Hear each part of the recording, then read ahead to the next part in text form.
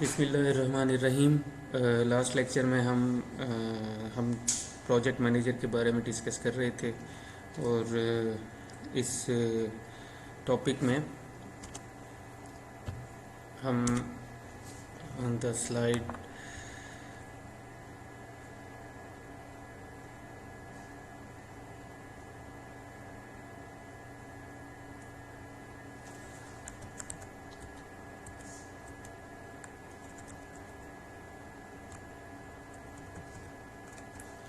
On this slide we have reached के इस project manager में क्या क्या कॉम्पिटेंसीज होनी चाहिए, स्किल होनी चाहिए, क्वालिटीज़ होनी चाहिए।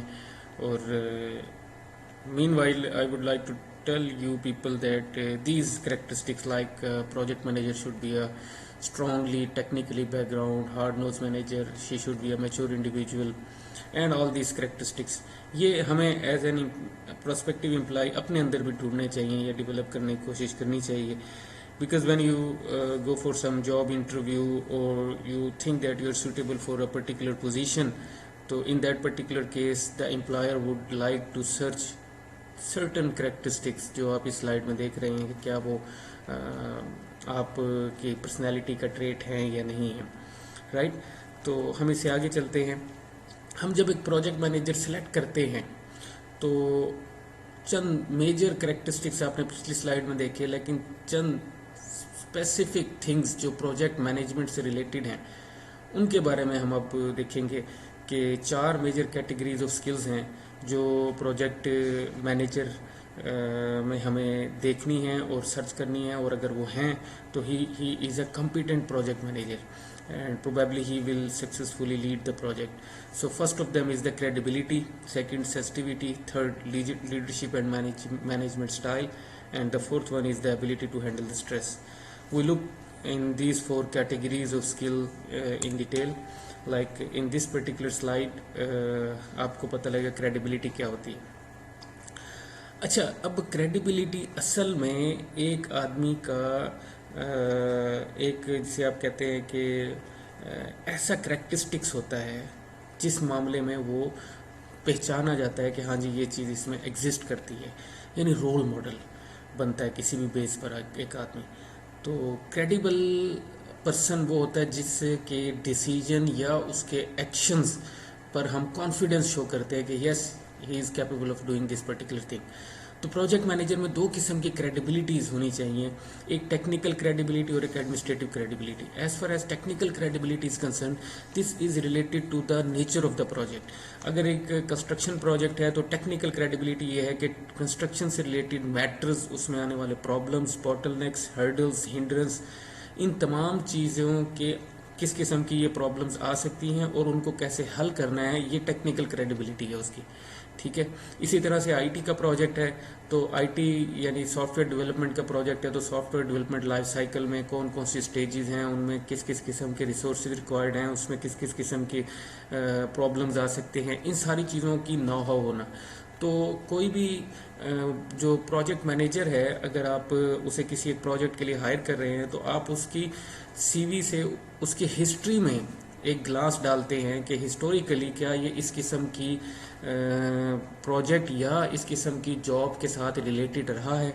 If yes then he has a technical credible, if not then he is not technically credible. For example आप एक पावर प्लांट इंस्टॉल करना चाह रहे हैं तो इट इज़ नेसेसरी कि जिस पर्सन को आप प्रोजेक्ट मैनेजर बना रहे हैं एक पावर प्लांट को इंस्टॉल करने के लिए, तो क्या उसका पावर प्लांट का कोई एक्सपीरियंस है, ही डज ही नो कि पावर प्लांट का कंस्ट्रक्शन डिज़ाइन कैसा होना चाहिए, उसमें उसकी कैपेसिटी के हिसाब से क्या क्या सेफ्टी मेजर्स होने चाहिए, उसकी प्लांट की मशीनरी की क्वालिटी कैसी होनी चाहिए।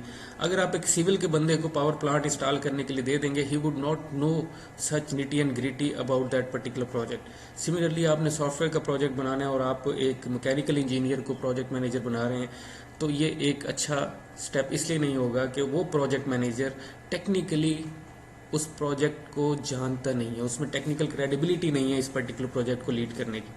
Another thing is the administrative credibility. चलें पहले मैं टेक्निकल क्रेडिबिलिटी को by your slide read out कर देता हूँ, फिर हम एडमिनिस्ट्रेटिव क्रेडिबिलिटी की तरफ जाएंगे। So technical credibility perceived by the client, senior executives, the functional departments, and the project team as possessing sufficient technical knowledge to direct the project. कि project को डायरेक्ट करने के लिए जो सफिशिएंट नॉलेज रिक्वायर्ड है. अस्सलाम वालेकुम मैम.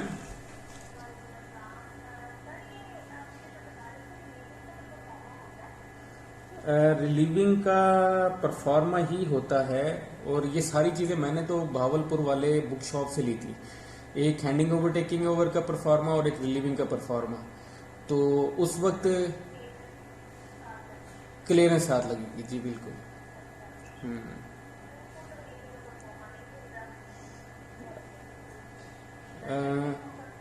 वेबसाइट पे मुश्किल है, वहाँ भावलपुर वाली फोटो शॉप पे अलबत्ता ज़रूर होगा.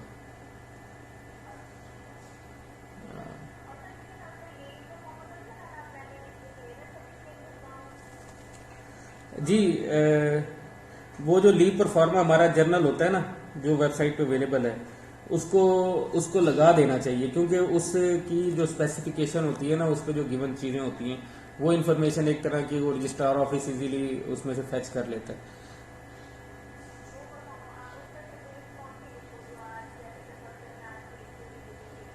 हाँ हाँ, जी जी जी, वही वही वही. इसके अलावा एक एफिडेविट होता है, और एफिडेविट के अलावा तो मुझे कुछ याद नहीं पड़ रहा.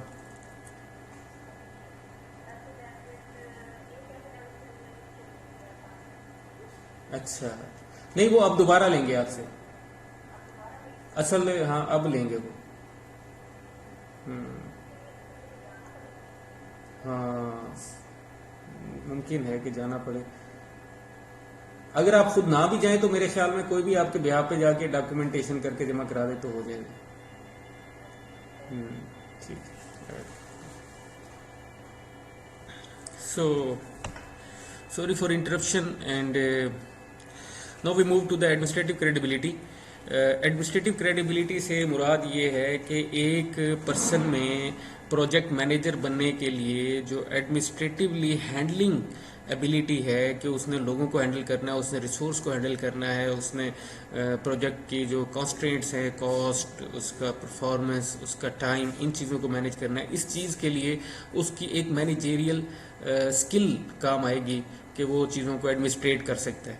तो ये उसकी एडमिनिस्ट्रेटिव क्रेडिबिलिटी है. Right, it is like more generic.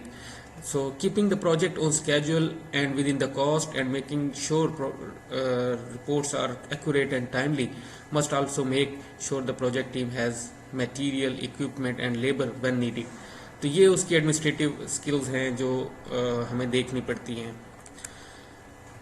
Another thing is the sensitivity.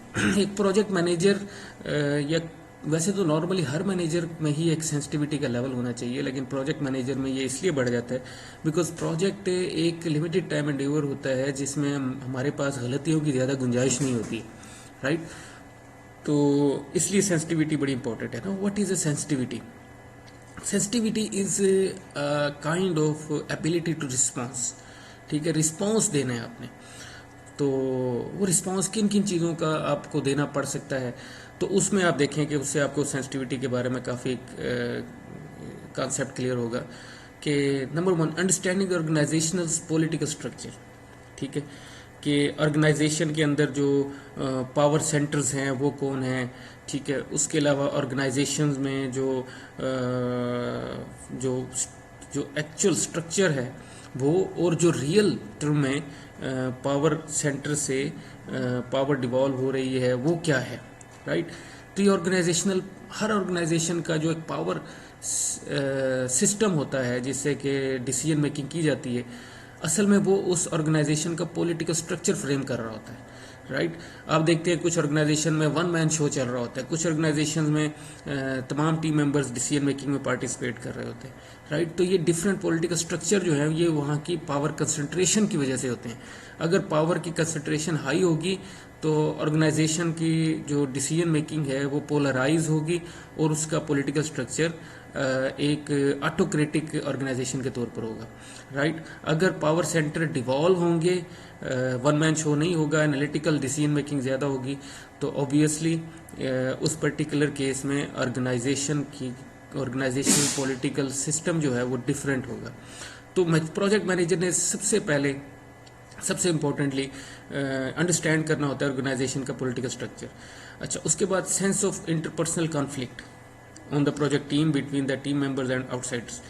कि इंटरपर्सनल कॉन्फ्लिक्ट क्या होती है कि पर्सन टू पर्सन जो व्यूज़ का डिफरेंस करना है, ऑब्जेक्टिव्स का डिफरेंस करना है, गोल्स का डिफरेंस करना है, ये अगर डिफर करेंगे तो कॉन्फ्लिक्ट आएगा, इंटरपर्सनल कॉन्फ्लिक्ट, राइट। अच्छा, ये इंटरपर्सनल कॉन्फ्लिक्ट है, ये हर आदमी अपनी सिचुएशन में एक बेटर डिसीजन कर रहा होता है और इस वजह से ये एक कॉन्फ्लिक्ट अराइज होता है, राइट। सो कॉन्फ्लिक्ट एक ऐसी सिचुएशन है जिसमें कि दो या दो से ज़्यादा पार्टीज़ इस नोयत पर पहुंच जाएं कि वो डिससेटिस्फाई फील करना शुरू कर दें, राइट।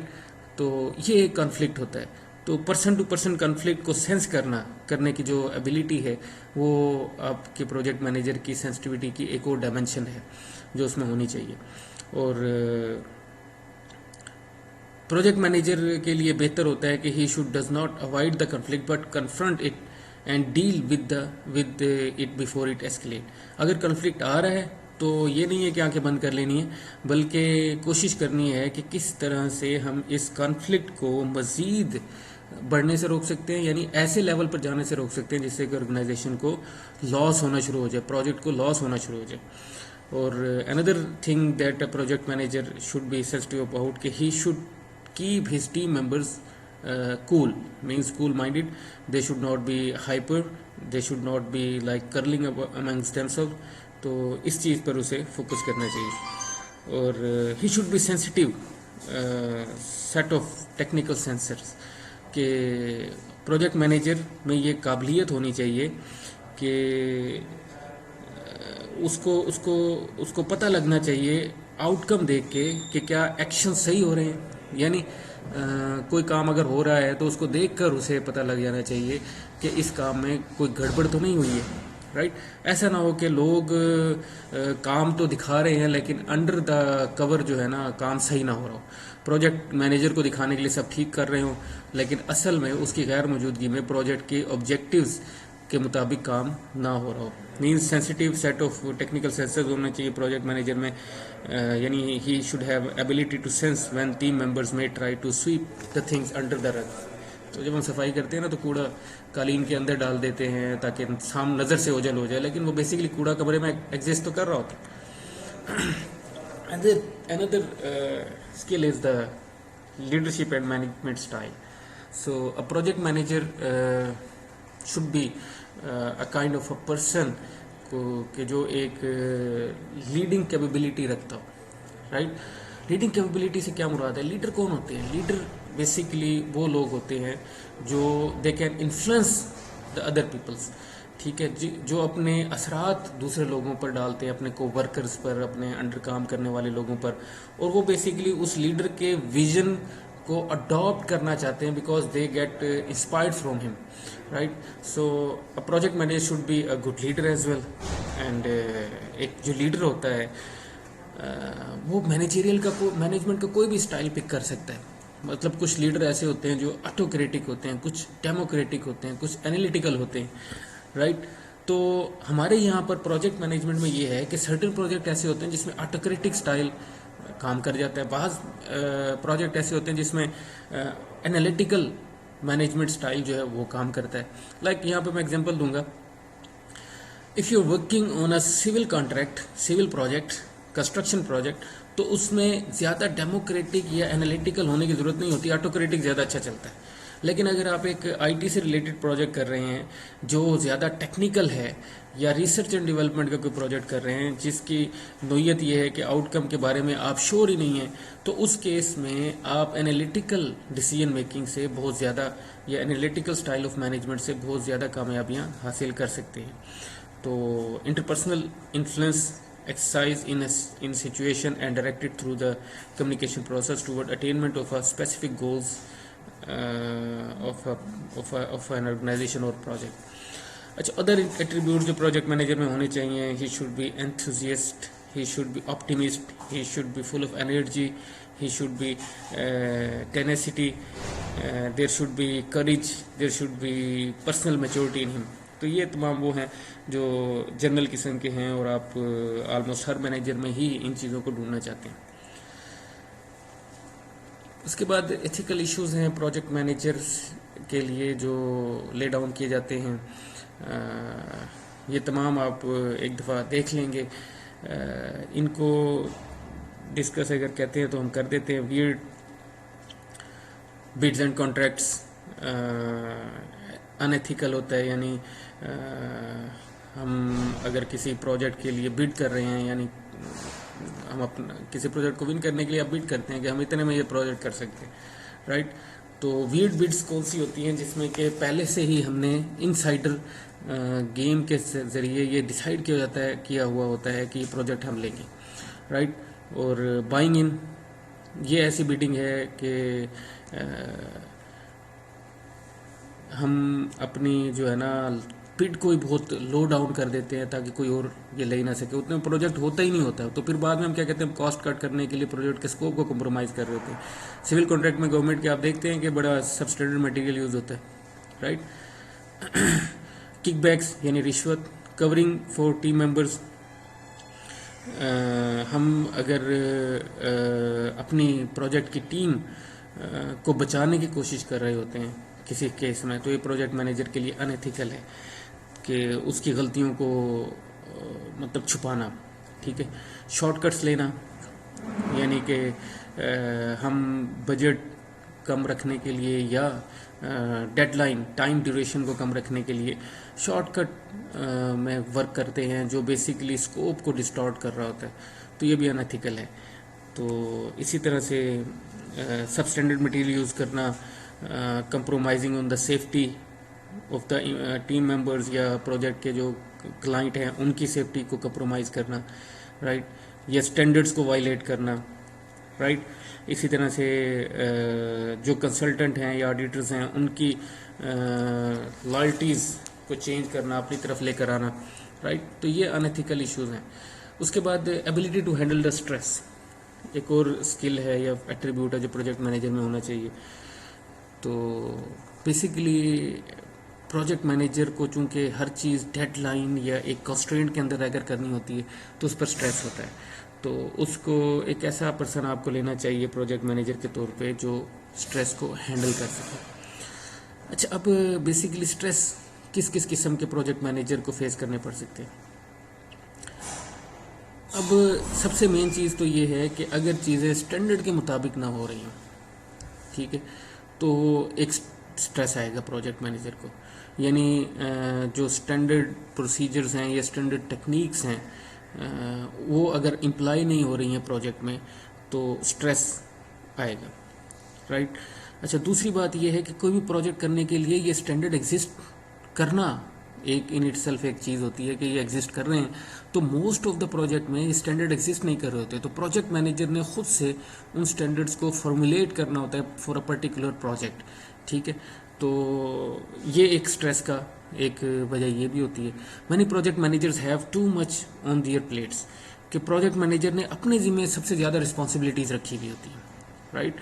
तो ये भी एक स्ट्रेस होता है कि हर काम को मैं अपनी सुपरविजन में कराऊंगा या ये वो, यानी पावर डिवॉल्व अगर कम हो या प्रोजेक्ट मैनेजर ये समझे कि मेरे पावर डिवॉल्व करने से शायद चीज़ें स्टैंडर्ड के मुताबिक ना हो, तो वो हर चीज़ को अपने अंडर कंट्रोल रखना चाहता है जिससे कि उसके स्ट्रेस में इजाफा होता है. Some project manager have high need to achieve that is consistently frustrated. वो ये चाहते हैं कि उनका प्रोजेक्ट इस तरह से कंप्लीट हो कि हर लिहाज से वो एक आइडियल प्रोजेक्ट हो, whether it is concerned with the scope of a project or it concerned with the cost of the project or it concerned with the time deadline of a project. हर लिहाज से वो एक ideal project हो. तो in that particular case project manager will face the stress. तो the fourth and last is the parent organization is in the middle of the major change. कि project की जो पेरेंट ऑर्गेनाइजेशन है जिसके लिए project किया जा रहा होता है वो प्रोजेक्ट की एक ऐसी स्टेज पर जाकर, लाइफ साइकिल के ऐसी स्टेज पर जाकर कोई मेजर चेंज डिमांड कर देती है कि हमें इसके स्कोप में या इसके टाइम में ये तब्दीली करनी है या इसके बजट या कॉस्ट में ये तब्दीली करनी है, तो it will frustrate the project manager and he will face the stress. So he should be able to meet the things and handle the stress so that a project can be completed accordance with the success criteria of a project. उसके बाद institutional environment जो है उनका impact है जो कि project manager को उनकी तरफ देखना चाहिए. सबसे पहले कल्चर ऑफ द ऑर्गेनाइजेशन है, फिर सिस्टम थ्योरी है. अब basically a culture institution are a part of the environment for every project कि पैरेंट ऑर्गेनाइजेशन का क्या कल्चर है, ये प्रोजेक्ट मैनेजर जितनी अच्छे तरीके से समझ जाएगा उतने अच्छे तरीके से वो अपनी डिसीजन मेकिंग भी कर सकेगा और प्रोजेक्ट को भी रन कर सकेगा. In general systems theory the environment of a system is defined as everything outside the system that receive outputs from it और डिलीवर्स इनपुट्स टू इट. अब बेसिकली जो बाहर की ऑर्गेनाइजेशन से बाहर के स्टेक होल्डर्स और ऑर्गेनाइजेशन के अंदर के जो स्टेक होल्डर्स हैं इनके दरमियान का जो रिलेशनशिप है वो बड़ा अहम होता है किसी मैनेजर के लिए समझने के लिए. यानी कि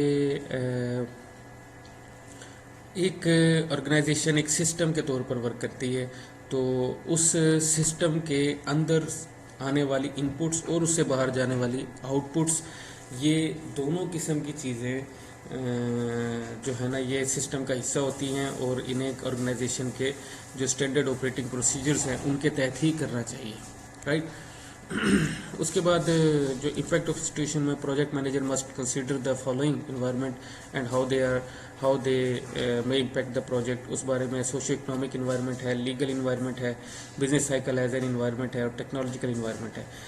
हमारी हर डिसीजन मेकिंग चूँकि उसके फर्स्ट स्टेप में जिसे आप सम टाइम प्लानिंग कहते हैं, तो उसमें इन्वायरमेंटल स्कैनिंग होती है. कोई भी डिसीजन होता है तो उसमें इन्वायरमेंटल स्कैनिंग होती है. उस इन्वायरमेंटल स्कैनिंग में हम सोशियो इकोनॉमिक इन्वायरमेंट को देखते हैं, लीगल इन्वायरमेंट को देखते हैं, इकोनॉमिक इन्वायरमेंट या बिजनेस साइकिल इन्वायरमेंट को देखते हैं, टेक्नोलॉजिकल इन्वायरमेंट को देखते हैं कि how they impact over decision.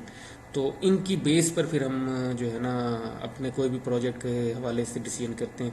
तो एक प्रोजेक्ट मैनेजर को इन्वायरमेंट, इन तमाम इन्वायरमेंट के बारे में जिस मुल्क में वो काम कर रहा है उसके हवाले से उसे पता होना चाहिए.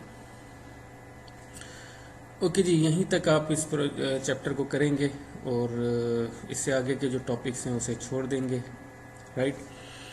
ये कम्युनिकेशन बिहेवियर है, multicultural communication and managerial behaviour है, जो कि मल्टीनेशनल कंपनीज़ के प्रोजेक्ट के कॉन्टेक्स्ट में बहुत इंपॉर्टेंट है. लेकिन हम चूँकि मल्टीनेशनल कंपनीज़ के कॉन्टेक्स्ट में नहीं बल्कि प्रोजेक्ट मैनेजमेंट को एज अ डोमेस्टिक एक्टिविटी के तौर पर पढ़ रहे हैं, तो हम ये टॉपिक छोड़ देंगे. उसके बाद समरी है, इसे आप रीड कर लीजिएगा. Thank you very much.